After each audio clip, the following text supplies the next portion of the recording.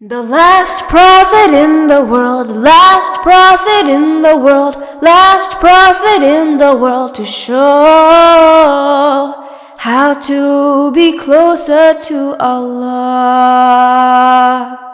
He is Muhammad sallallahu alaihi wasallam.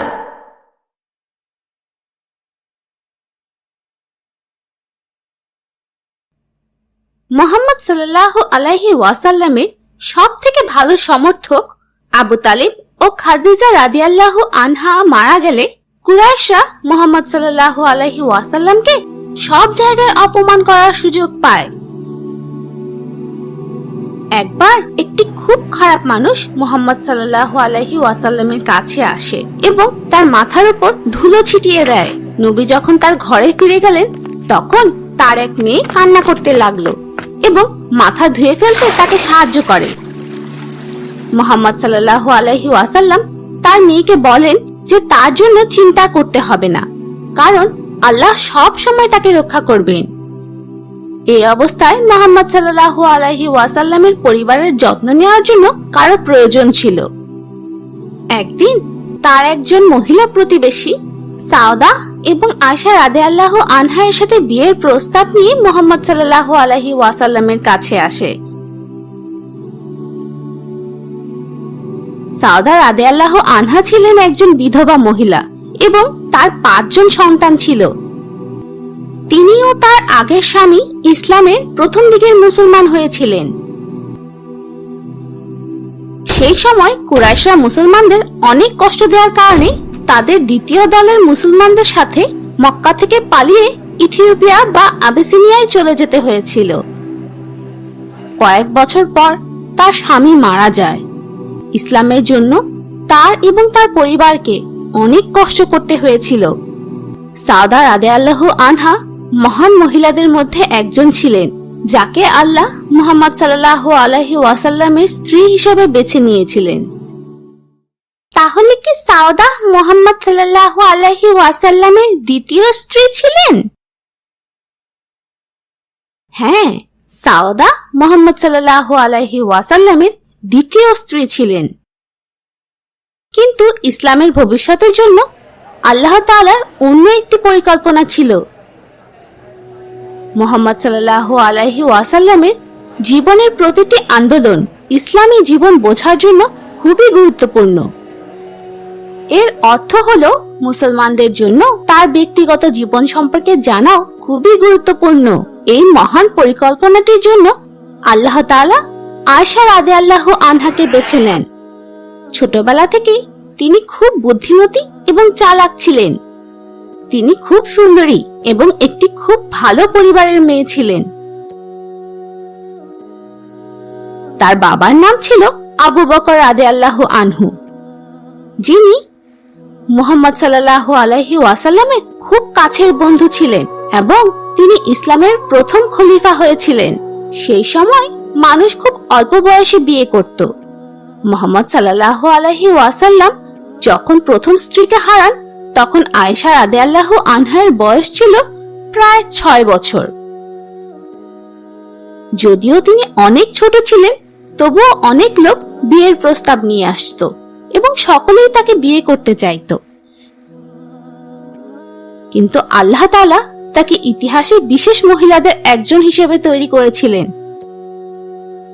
ঠিক একইভাবে আল্লাহ তাআলা নবী ঈসা আলাইহি ওয়াসাল্লামের মা মরিয়মকে বিশেষভাবে সম্মানিত করেছিলেন।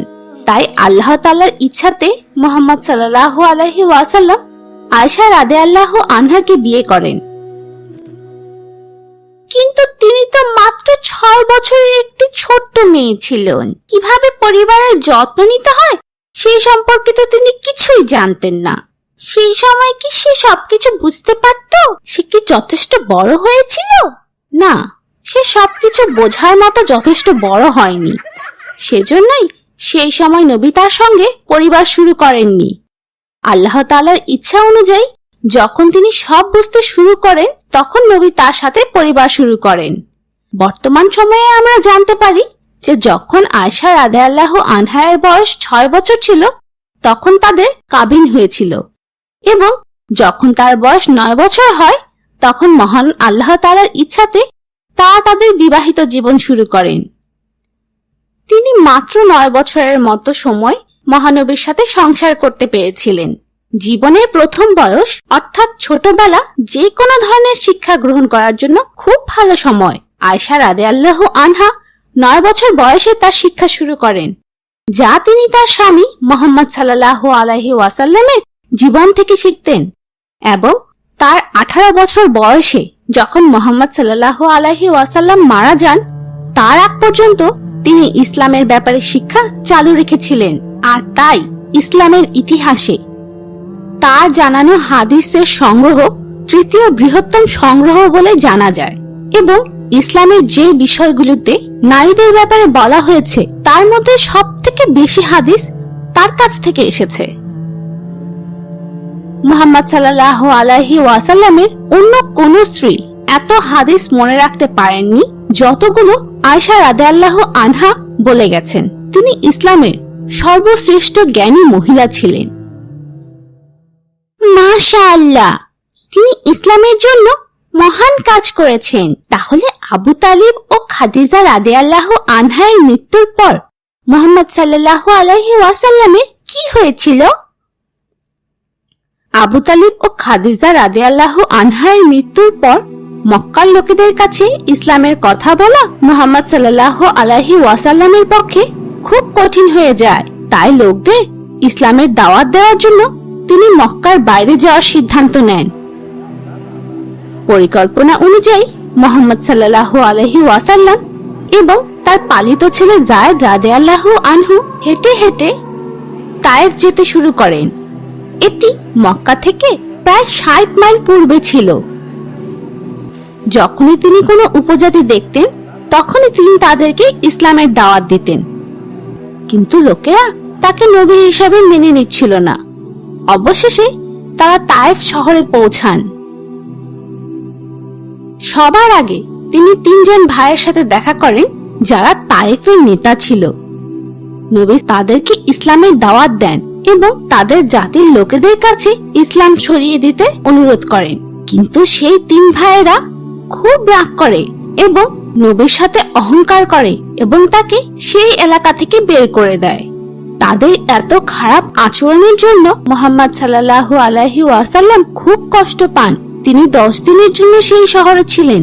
সেই সময় তিনি ইসলামের দাওয়াত দেওয়ার জন্য অন্য সব নেতাদের সাথে এবং অনেক লোকেদের সাথে দেখা করেন, কিন্তু দুর্ভাগ্যবশত একজন ব্যক্তিও ইসলাম গ্রহণ করেনি। উল্টো তারা নবীকে তায়েফ ছেড়ে যেতে বাধ্য করেছিল। এটি তো খুব দুঃখের বিষয়। তায়েফের মানুষ তো খুবই খারাপ ছিল। সকল খারাপ মানুষেরা তাকে কষ্ট দিতে শুরু করে। তারা এমনকি তাদের সন্তানদের মাধ্যমে নবীকে কষ্ট দিতে শুরু করে।